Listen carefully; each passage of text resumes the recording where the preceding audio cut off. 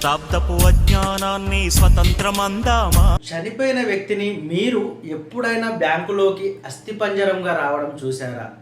వినడానికి చాలా భయంకరంగా ఉన్నా కూడా ఇది ఒక అన్నపడ్డ ఆవేదన, ఈ కుళ్ళిపోయిన వ్యవస్థకు పట్టిన నిదర్శనం.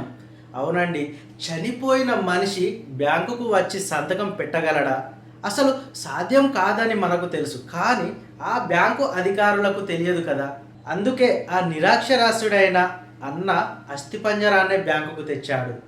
ఒక అన్న తన చెల్లిని మట్టిలో నుంచి తీసి భుజాన వేసుకొని 3 కిలోమీటర్ల దూరం నడవాల్సి వచ్చింది.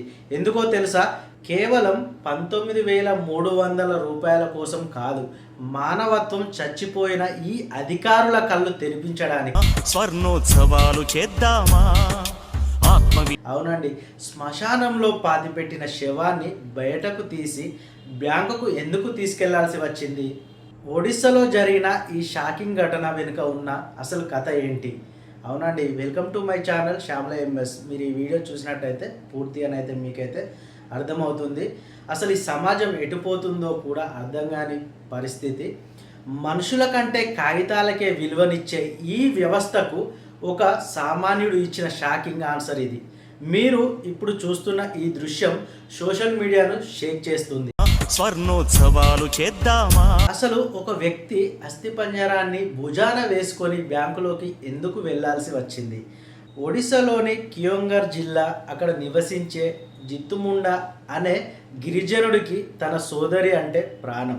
2 నెలల క్రితం ఆమె అనారోగ్యంతో కన్నుమూసింది. ఆమె చనిపోయే సమయానికి ఆమె బ్యాంకు ఖాతాలో 19,300 రూపాయలు మాత్రమే ఆమె ఖాతాలో ఉన్నాయి. అయితే తన చెల్లి చనిపోయిన తర్వాత తన చెల్లి ఖాతాలో ఉన్న డబ్బులు తీసుకోవడానికి బ్యాంకుకు వెళ్ళడం అయితే జరిగింది.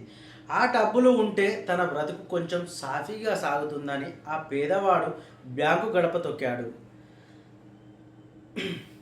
కానీ అక్కడే అసలు కథ మొదలైంది. అధికారులు అతడికి సాయం చేయాల్సింది పోయి ఖాతాదారుణ్ణి తీసుకురా, లేదంటే వారసత్వం పత్రాలు చూపించు అంటూ వేధించారు.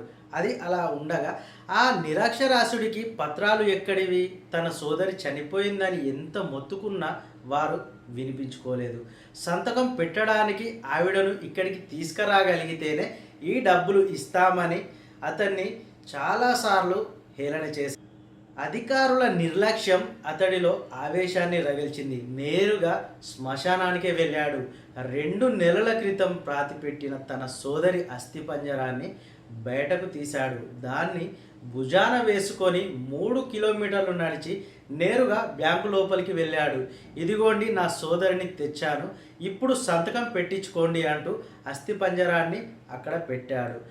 ఆ దృశ్యం చూసిన బ్యాంక్ సిబ్బంది, జనం భయంతో హడలెత్తిపోయారు.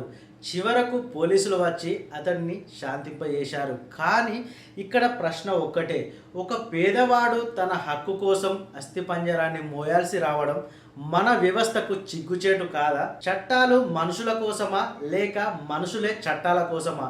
ఈ ఘటనపై మీ అభిప్రాయాన్ని కామెంట్ రూపంలో చేయండి. చదువుకున్నోళ్ళ కంటే చదువుకోనోడు నయమంటారు. అసలు ఎటుపోయింది ఈ చదువుకున్న వ్యవస్థ? ఎక్కడ పోతుంది?